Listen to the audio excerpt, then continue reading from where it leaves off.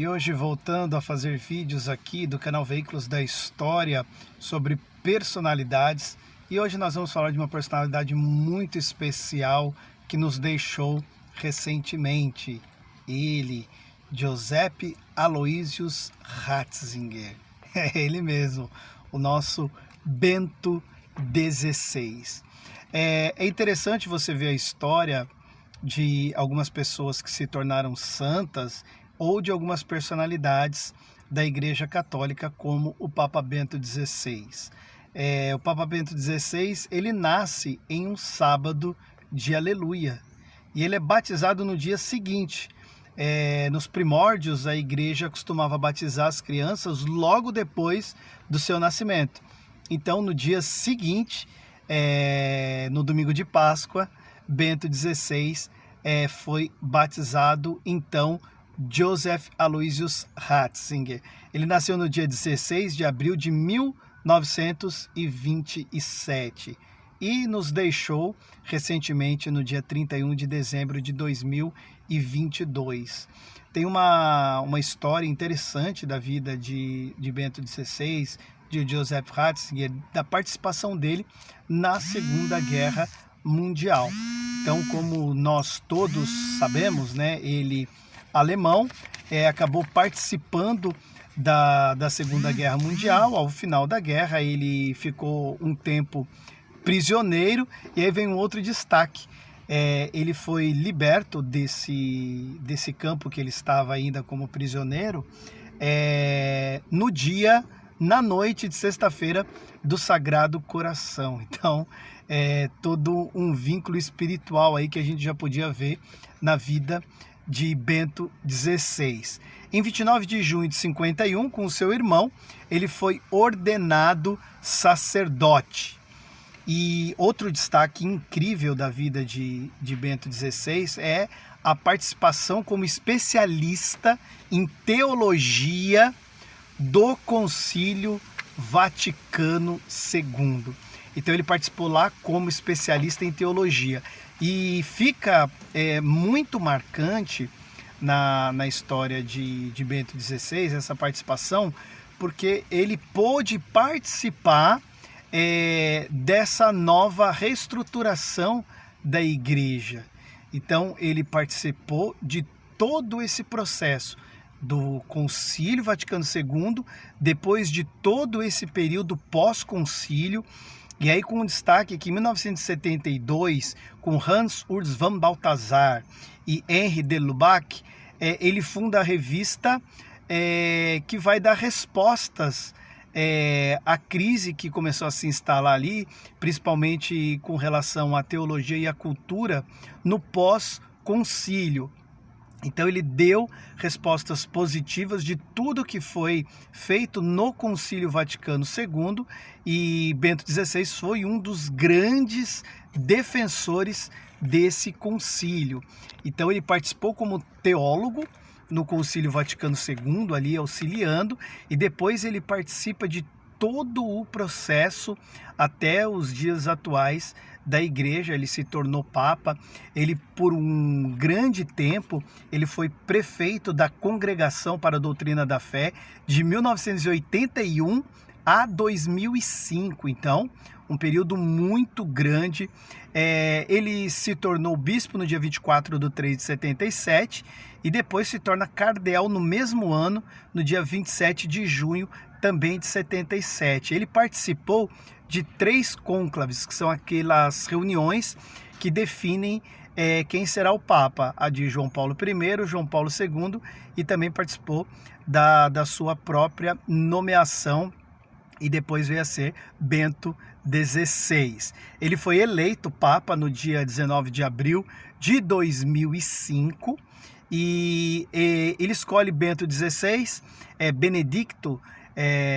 Alguns apontam que é pela questão de São Bento, São Bento de Núrcia, então uma homenagem.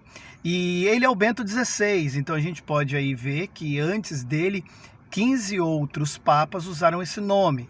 E nós sabemos que o nome, a escolha do Papa tem um significado pastoral. Então, se nós vermos toda a linha dos Bentos, elas acabam sendo muito próximas. Então, Bento XVI, de forma jurídica, ele segue a mesma ideia dos outros Bentos, mas também a gente destaca aí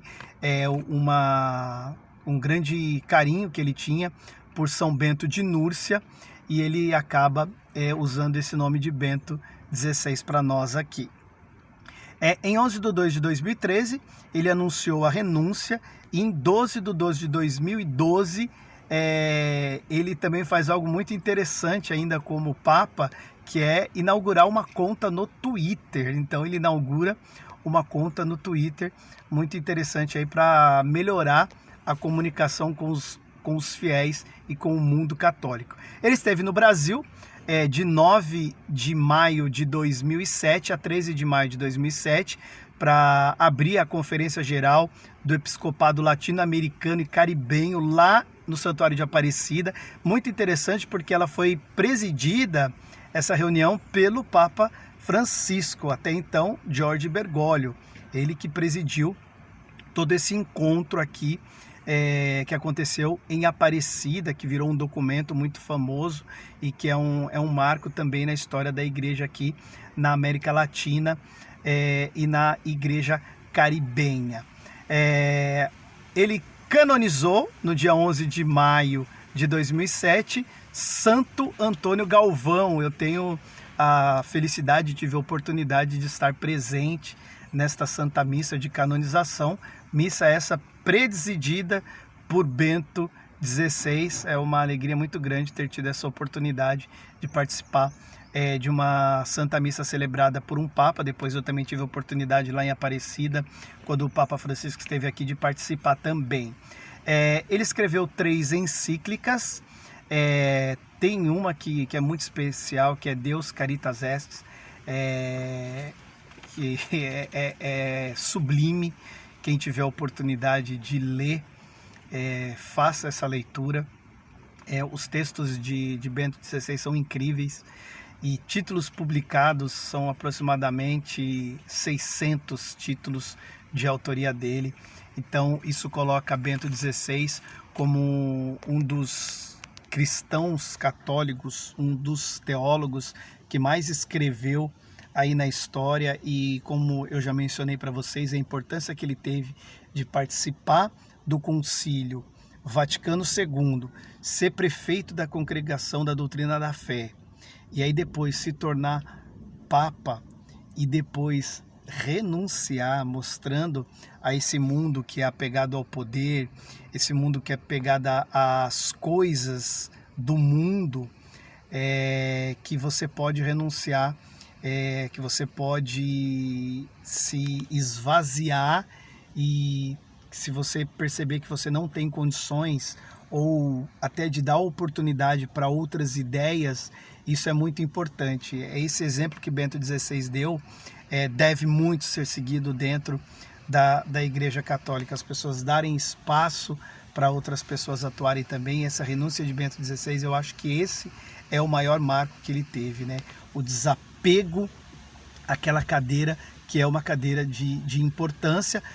Vale destacar que o Papa, ele também é um chefe de Estado. O Vaticano, ele é um país, é o menor país do mundo. Então ele é uma cidade-estado e que tem uma governança, ela é governado pelo Papa, então ele se torna também aí uma pessoa política no lidar com todos os negócios. E a gente pode pegar um outro aspecto que muitas pessoas falam dos 3 últimos papas, que é uma questão muito, muito interessante, que tem o carismático São João Paulo II, aí vem o intelectual, o Bento XVI, e o humilde, o Papa Francisco. Então fica aí o intelectual entre o humilde e o carismático. E é interessante também outro aspecto, que dentro da igreja a gente não dá uma importância ou uma relevância maior a um ou outro Papa. A gente não faz esse tipo de julgamento. Quem foi que teve a melhor governança? Não. Um sempre vai completando o outro. E esses 3 que eu citei, o carismático, o intelectual e o humilde, é muito importante a gente perceber essas características que, na verdade, não é que um vai se destacar em um aspecto mais que o outro, mas sim os três que eu citei, eles acabam se completando e a gente vê aí uma solidez da Igreja Católica que ainda permanece no mundo inteiro justamente por causa desses aspectos. E aí Bento XVI foi esse grande intelectual, teólogo, talvez um dos maiores filósofos intelectuais dos últimos tempos. Com certeza ele sempre vai ser muito lembrado, não só dentro da teologia, mas também dentro da filosofia.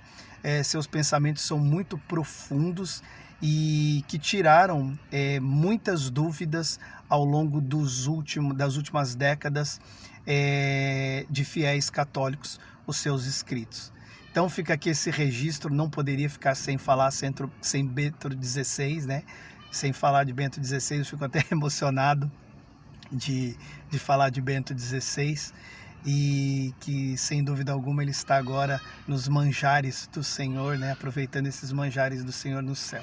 Então fica aqui o registro, Bento XVI, uma das maiores personalidades da história da Igreja Católica, pelos seus escritos, pela fundamental participação no Concílio Vaticano II, por ter se tornado Papa da Igreja Católica e pelo ato de renúncia também, mostrando um total desapego aí ao poder.